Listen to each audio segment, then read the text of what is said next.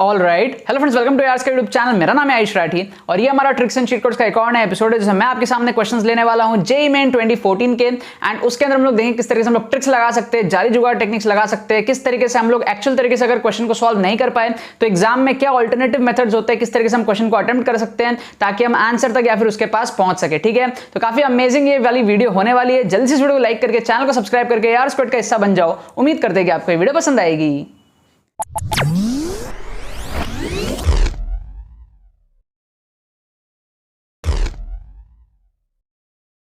Students, क्या आपका JEE main में स्कोर 50, 60, 70, 80, 90, 100 इस रेंज में अटकता है? क्या आप चाहते हो अपने स्कोर को इंप्रूव करके 180, 200 इस रेंज में लेकर के जा पाओ ताकि आपका 98 परसेंटाइल, 99 परसेंटाइल जो आप ला पाओ और अपने जो है टॉप एनआईटीज को सिक्योर कर पाओ? अगर आपकी ऐसी सिचुएशन है जो आपके कम मार्क्स आ रहे हैं, है ना, अगर आप मॉक टेस्ट वगैरह लेकर के देख रहे हो, आपको समझ में आ रहा है कि आपको एक इंप्रूवमेंट की जरूरत है, आप सेटिस्फाइड नहीं अपने करंट सिचुएशन से और कम टाइम में किस तरीके से करना है आपको समझ में नहीं आ रहा है, तो अब आपको टेंशन लेने की कोई जरूरत नहीं है। हमारा जो एक्सक्लूसिव मेंटरशिप कोर्स है ना, ऑलरेडी 800 प्लस स्टूडेंट्स को फायदा दे चुका है। 2022 के वाले बच्चों की मैं बात कर रहा हूं, यहां पर 800 प्लस रजिस्ट्रेशंस ऑलरेडी हो चुके हैं एज ऑफ नाउ जब मैं वीडियो को शूट कर रहा हूं। एंड बहुत सारे स्टूडेंट्स अपना स्कोर को इस कोर्स के थ्रू इंप्रूव किए हैं। अगर आप भी चाहते हो कम टाइम में अपना स्कोर को इंप्रूव करना तो आप इस कोर्स में एनरोल कर सकते हो। बहुत ही सिंपल प्रोसेस है एनरोल करना और बहुत ही कम प्राइस है इस कोर्स की। सिर्फ 499 में जो कोर्स है आपके लिए अवेलेबल है। आपको डिस्क्रिप्शन में पेमेंट पेज का लिंक मिल जाएगा, उस पर क्लिक करोगे, पेमेंट प्रोसेस को कंप्लीट करोगे, अपना ईमेल आईडी, फोन नंबर सब प्रॉपर तरीके से डालोगे, आपको with in 6 hours AR squad की तरफ से एडमिशन ईमेल आएगा। एंड कोर्स के वीडियोस भी आपको जो है 6 घंटे के अंदर अंदर जो है डिजिटली सेंड होने स्टार्ट हो जाएंगे। शेड्यूल वगैरह सब कुछ आपको जो है मेल पे मिल जाएगा। ठीक है, कोर्स के अंदर में है क्या, प्री रिकॉर्डेड फॉर्म में कोर्स है। 5 घंटे का लगभग कोर्स है, 4 से 5 घंटे का कोर्स है जिसमें आपको प्री रिकॉर्डेड वीडियोस के फॉर्म में समझाया जाएगा किस तरीके से आपको ट्रिक्स लगाना रहता है, लेटेस्ट पेपर के अंदर में क्या क्या ट्रिक्स है, सारे डायनेमिक्स आप लोग ट्रिक्स के समझोगे, ट्रिक्स की थ्योरी, ट्रिक्स की एप्लीकेशन, सारी चीजें समझोगे। एंड बहुत सारे सीक्रेट स्ट्रेटेजीज है, साइंटिफिक स्टडी टेक्निक्स है जो आपको कोर्स के अंदर में दिए हुए हैं जिससे आप कम टाइम में जो है जेईई मेन को टैकल कर सकते हो। ठीक है, मेरे पूरे एक्सपीरियंसेस उसके अंदर में किस तरीके से मैंने किया था।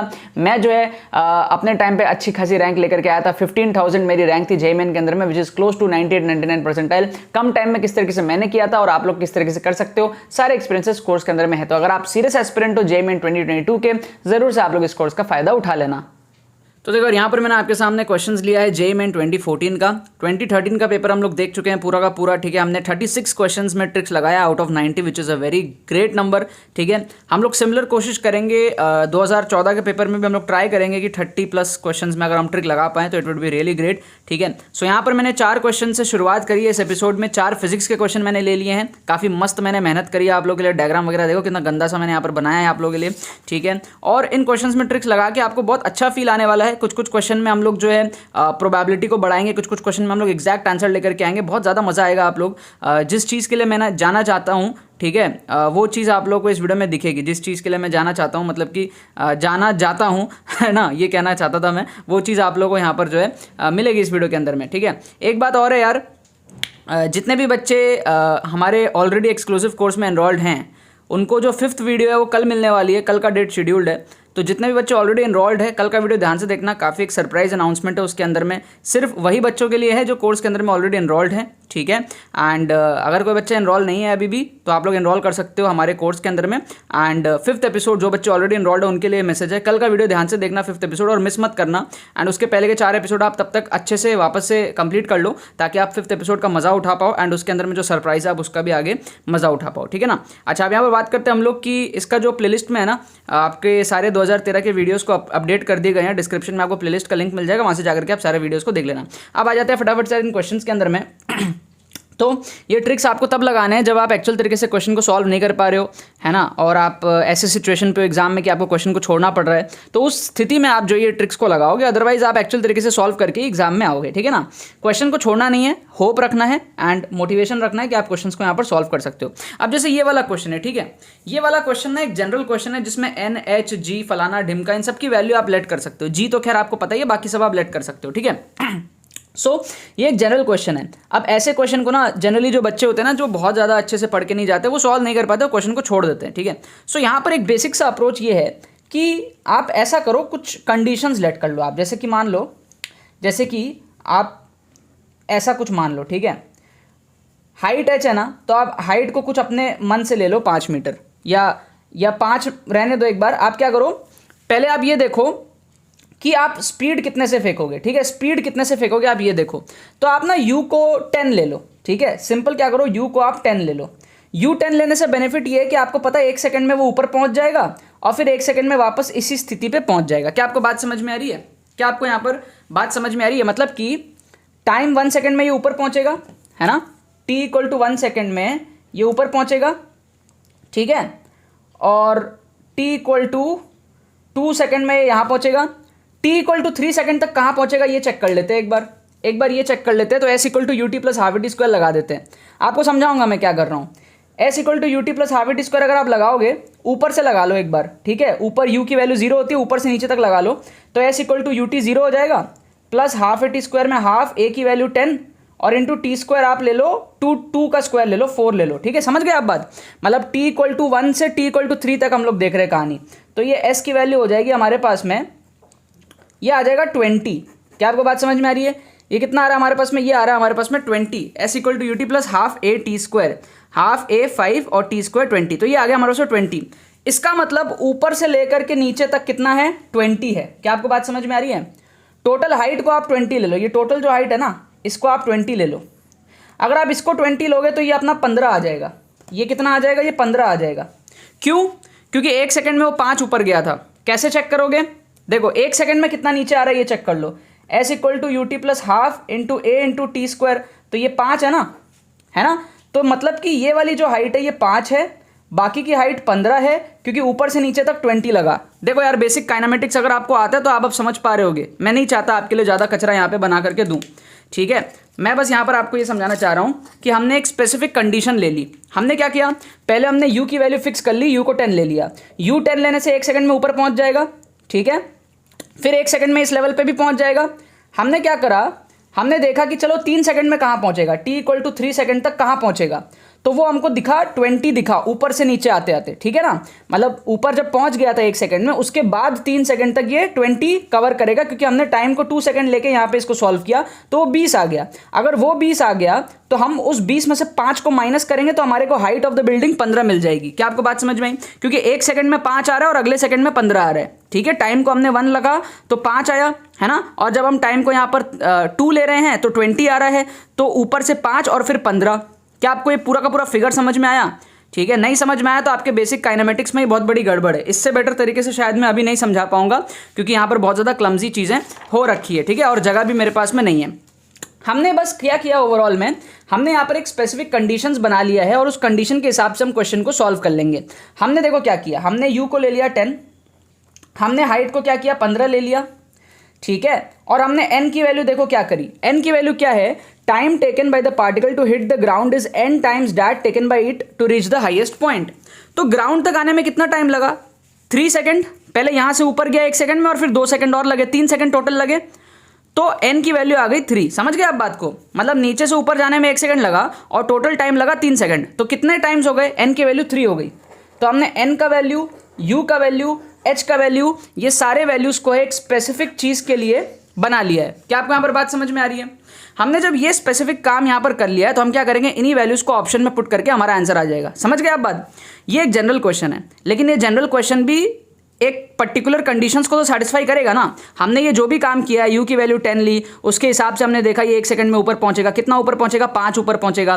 फिर वो ऊपर से नीचे आएगा 2 सेकंड में, कितना नीचे आएगा? 20, है ना, और उसी के हिसाब से हमने हाइट को 15 ले लिया। तो हमने ना अपने स्पेसिफिक एक कंडीशन बना ली है, ठीक है, और हमने कुछ भी गलती नहीं करी है। यहाँ पर हमने बहुत तगड़ा वाला जुगाड़ लगाया। मतलब कि हमने ये बोला कि अगर हाइट 15 होगी और स्पीड 10 होगा तो n की वैल्यू 3 आएगी। समझ गए आप बात?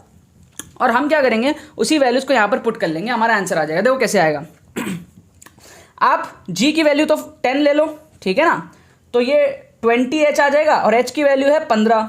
तो आप देखो फर्स्ट ऑप्शन में देखो 2 into 10 into 15 equal to n square की वैल्यू है 9 और u स्क्वायर की वैल्यू है 100। तो क्या ये इक्वल आ रहे हैं? बिल्कुल भी इक्वल नहीं आ रहे हैं, है ना। ये 300 कुछ आ रहा है और ये 900 कुछ आ रहा है। तो पहला ऑप्शन क्या हुआ? एलिमिनेट हो गया। पहला ऑप्शन क्या हुआ? एलिमिनेट हो गया। दूसरा ऑप्शन चेक करो। दूसरा ऑप्शन में डालो इसी चीज़ को, g के जगह 10 आएगा और h के जगह 15 आएगा। कितना आया? 150 आया। और यहाँ पर आप डालोगे 3 - 2 1 आ जाएगा और u का स्क्वायर कितना है? 10 का स्क्वायर 100। तो ये दोनों भी बराबर नहीं हुए, तो ये भी क्या हो जाएगा? एलिमिनेट। क्या कर रहे हैं हम लोग? ऑप्शन को एलिमिनेट कर रहे हैं। पहले हमने अजम्पशन मेथड अप्लाई किया। अजम्पशन मेथड मतलब कि हमने कुछ स्पेसिफिक कंडीशंस को अज्यूम कर लिया और फिर हम अब यहाँ पर ऑप्शन एलिमिनेशन टेक्निक्स का इस्तेमाल कर रहे हैं। फिर यहाँ पर हम क्या करेंगे, 2 इंटू 10 इंटू एच की वैल्यू 15 इक्वल टू एन की वैल्यू 3 है, यू स्क्वायर की वैल्यू 100 हो गई और n माइनस 2 की वैल्यू 1 हो जाएगी। तो ये 300 और 300 बराबर आ गए। इसका मतलब ये सेटिस्फाई हो रहा है। क्या हो रहा है? सेटिस्फाई हो रहा है। तो ये करेक्ट आंसर हो सकता है। क्या आपको बात समझ में आ रही है? ऑप्शन डी को भी चेक कर लो लगे हाथों। ऑप्शन डी हमारा आएगा 10 इंटू 15 150 और यहाँ पर आएगा हमारा n माइनस 2 1, यू का स्क्वायर होता है 100। तो ये सेटिस्फाई नहीं कर रहा है। तो हमारे 3 ऑप्शंस एलिमिनेट हो गए, सिर्फ एक ऑप्शन हमारा सेटिस्फाई किया, ऑप्शन सी। तो ये करेक्ट हो जाएगा। इसको कहते हैं अल्टीमेट थग लाइफ जुगाड़। ठीक है, जो आपको कहीं नहीं मिलेगा ये चीज़। इस तरीके का जुगाड़ क्वेश्चन को सॉल्व करने का जेईई मेन का कहीं आपको नहीं मिलने वाला। लिखवा के रख लो। मेरे बनाने से पहले तो कभी किसी ने नहीं बनाया, बाद में कोई बना ले तो बना ले। ठीक है, अब देखो यार, मैं कितने बार आप लोगों को बता चुका हूं, 2013 के पेपर में हमने बहुत सारे क्वेश्चंस देखे थे जिसमें हम एक्सट्रीम ऑप्शंस को एलिमिनेट किए थे। सेम फंडे पे 2014 के पेपर में भी बहुत सारे क्वेश्चन आपके सही हो जाएंगे।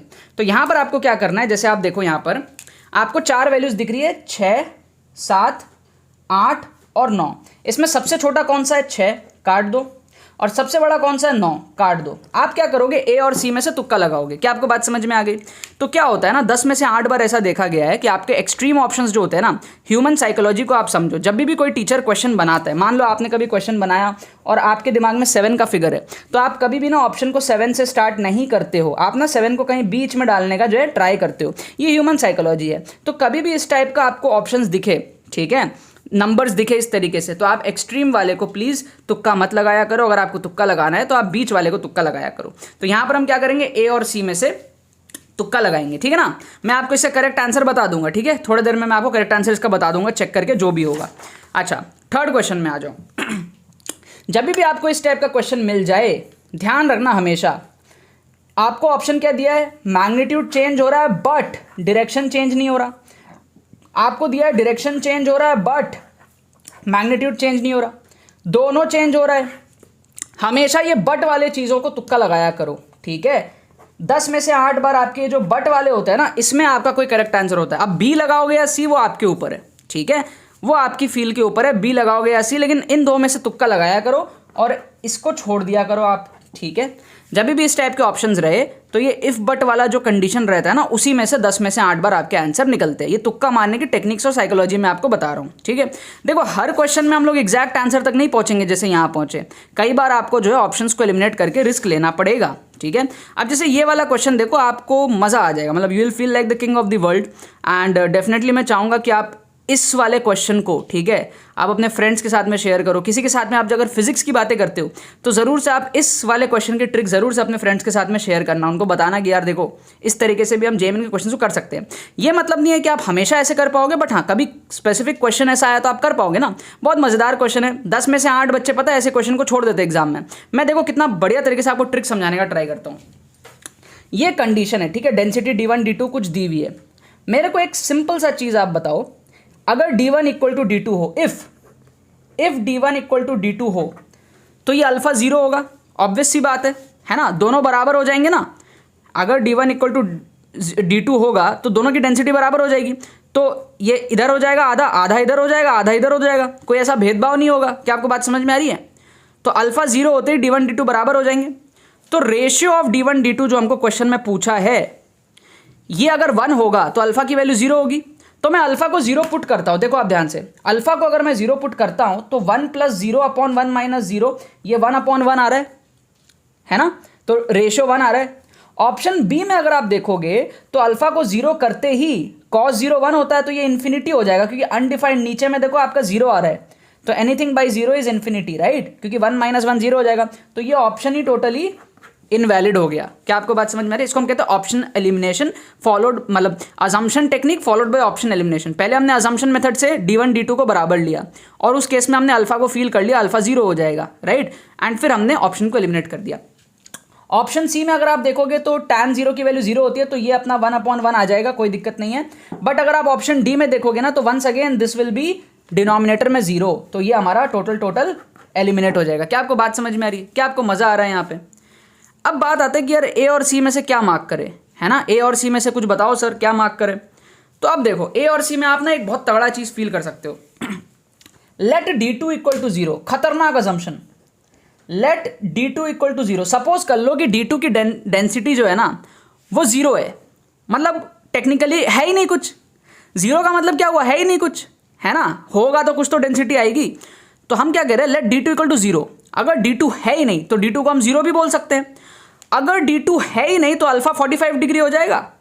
अल्फा 45, देखो बहुत मजा है, देखो अगर D2 है ही नहीं तो ये बराबर हो जाएगा ना, लेफ्ट में और राइट में 45 डिग्री हो जाएगा ना, देखो बराबर सिमेट्रिक हो जाएगा। देखो डायग्राम यहां पर देखो, ये छुट्टू सा ये बड़कू सा। अगर D2 है ही नहीं तो केवल D1 ऑक्यूपाई करेगा बराबर से, बराबर हिस्सा ऑक्यूपाई करेगा ना 45 क्योंकि देखो ये टोटल 90 डिग्री है, तो 45 इस तरफ 45 इस तरफ, तो अल्फा की वैल्यू ससुरा 45 डिग्री हो जाएगी। क्या आपको बात समझ में आ रही है? अगर D2 0 हो जाए, मतलब कि टेक्निकली अगर जो रेशियो है D1 बाई D2 का ये इनफाइनाइट हो जाए, मतलब कि D2 को खत्म कर दो, D2 को भूल जाओ, छोड़ दो, D2 है ही नहीं, सिर्फ D1 ये एक ही है, तो 45 डिग्री एंगल होगा अल्फा का, सिमेट्रिक हो जाएगा पूरा का पूरा बराबर, ना इधर चला ना इधर चला, जाने कहा मैं कहीं नहीं चला, बस उधर ही रह गया 45 डिग्री। तो अगर रेशियो को इन्फिनिटी करना है तो अपना 45 डिग्री आना चाहिए। क्लियर है ना? तो ये कहाँ पॉसिबल है? क्या ऑप्शन ए में पॉसिबल है? नहीं, क्योंकि ऑप्शन ए में अगर आप डालोगे तो साइन 45 डिग्री तो 1/√2 आता है, तो ये तो इनफाइनाइट नहीं दे रहा अपन को। ऑप्शन सी में ससुरा पॉसिबल है।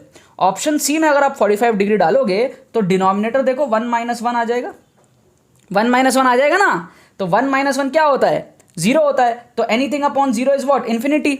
इन दो को तो हम ऑप्शन एलिमिनेट कर ही चुके हैं पहले, इन दोनों में से ऑप्शन ए एलिमिनेट हो गया, बचा क्या? ऑप्शन सी।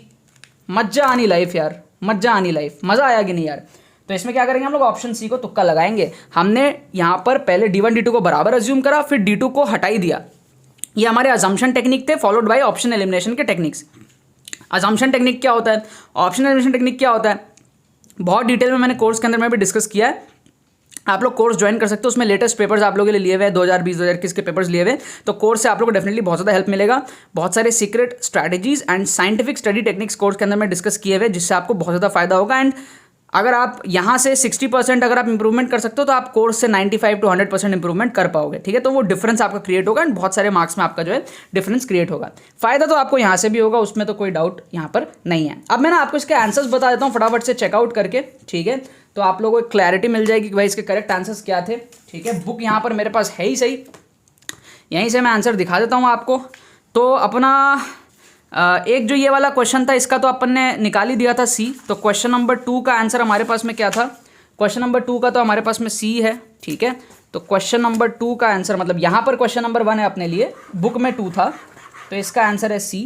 उसके बाद में ये वाला जो क्वेश्चन था प्रेशर वाला, pressure that has to be applied, इसका क्वेश्चन बुक में इसका क्वेश्चन है 8। ठीक है, तो ये हमारे पास में जो आंसर है देख लेता हूँ मैं, क्वेश्चन नंबर 8 का आंसर है ए दिया हुआ आंसर। ठीक है ना, इसका ए दिया हुआ है, मैं आप लोगों को दिखा भी देता हूँ।